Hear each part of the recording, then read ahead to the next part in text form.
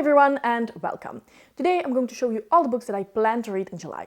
Now before we get into this pile of books that I have here next to me, let's just get through a couple of mentions very quickly.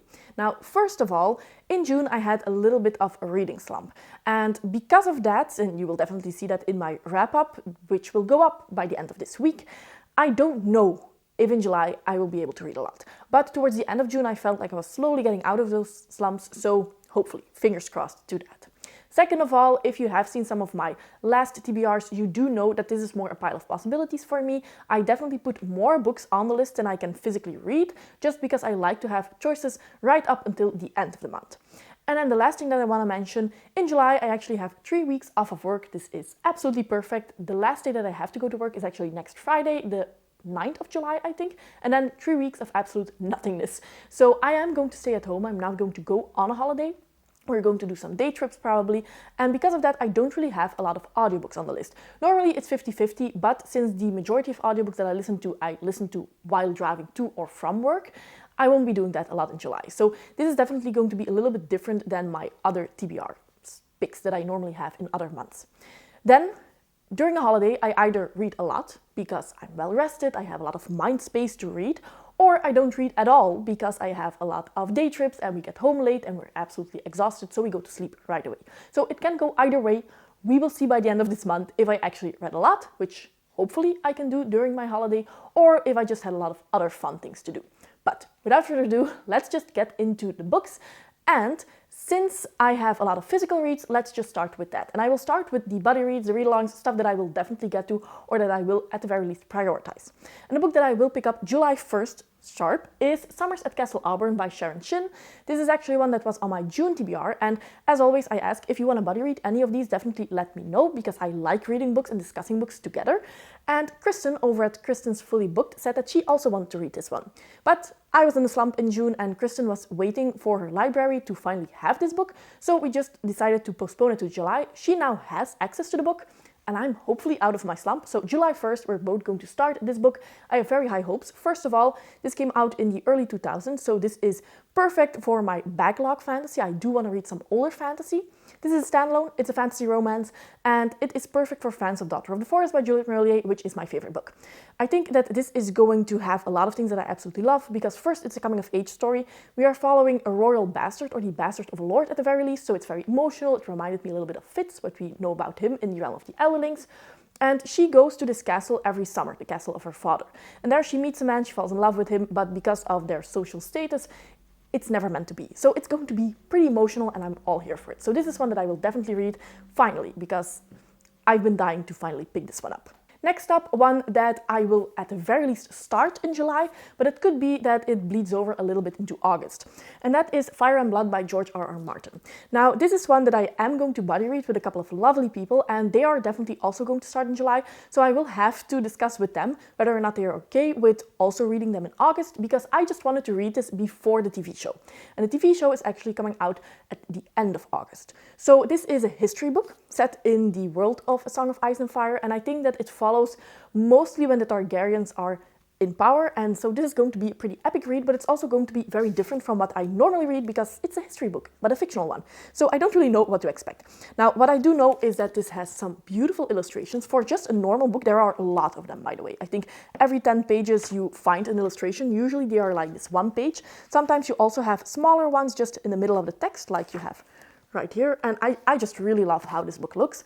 And I cannot wait to finally get back into this world.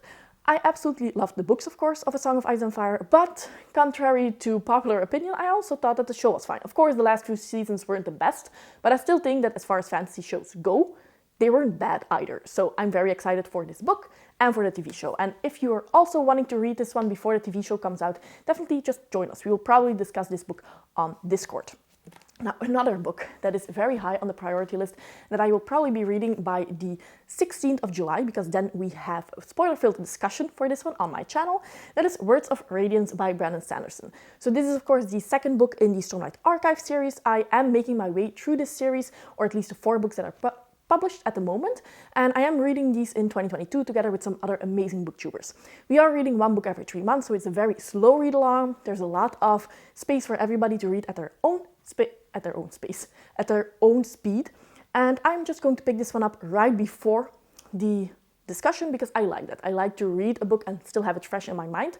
So I will be starting this July 1st, and then I have 2 weeks to finish this big tome. I wasn't the biggest fan of The Way of Kings. I have a spoiler-filled vlog for that one and a spoiler-filled discussion, of course, with those amazing booktubers that I will link in the description box down below. But I have heard that Words of Radiance has some extra POVs that are very interesting, and that just in general the story is much more enjoyable than the first one. And I've heard that from fans of this series. It's that, yeah, the first one is my least favorite one, but this one is amazing. So yes, very looking forward to that. And then I think one of the last buddy reads that I have here, City of Brass by S.A. Chakraborty. So this is the first one in the Daevabad trilogy, and I've heard so many amazing things about this. I think that this is set in Cairo in the 18th century, but it's also a portal fantasy. You have djinns, you have all of that, and I just really wanted to read this in summer.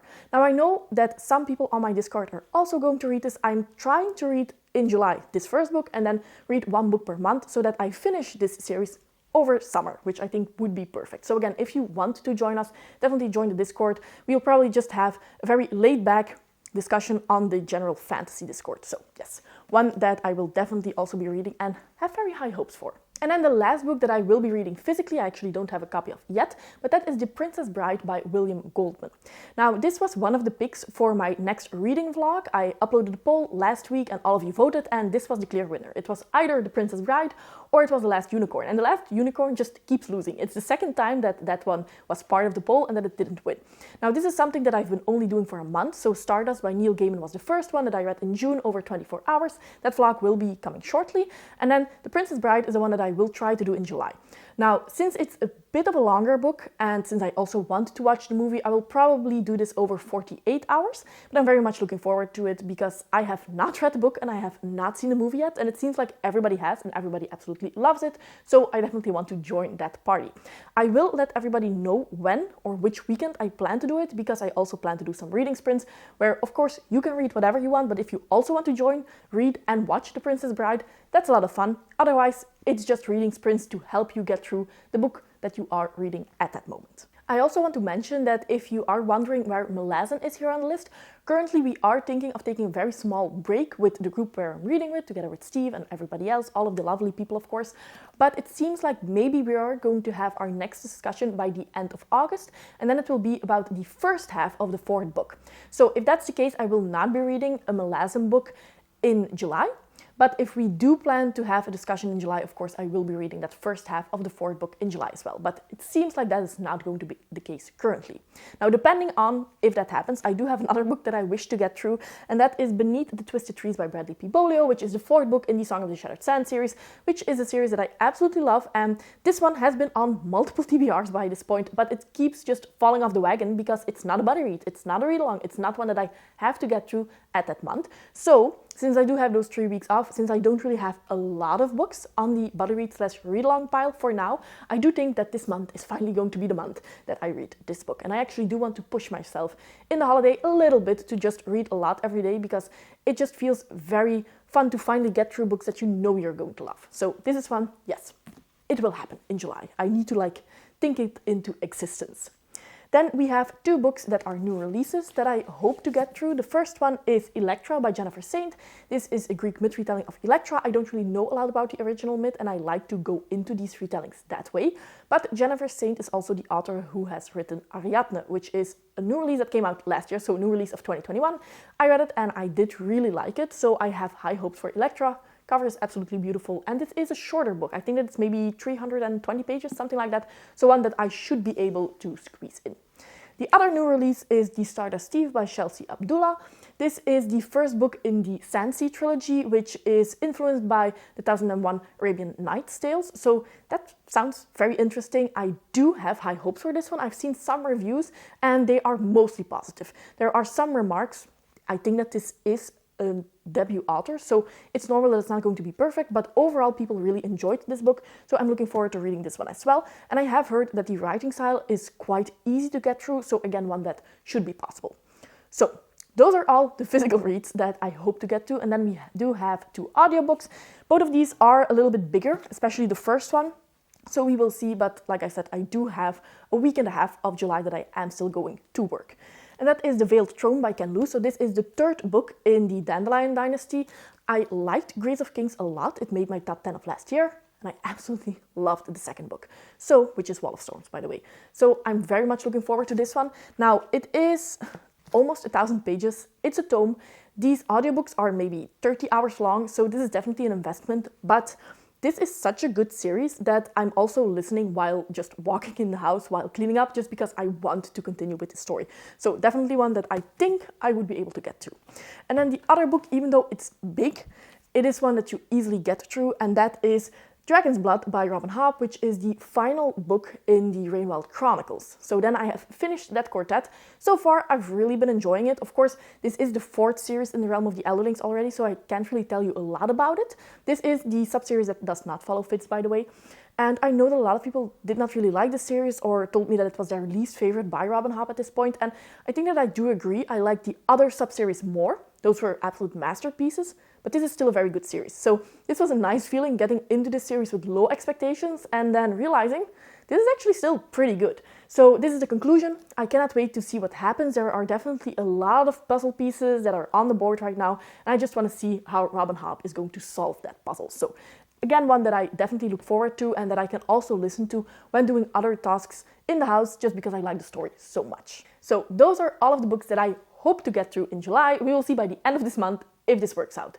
Please let me know if you've read any of these and if you want to give me your opinions, and of course what you are planning to read in July, and if you also have a holiday to look forward to.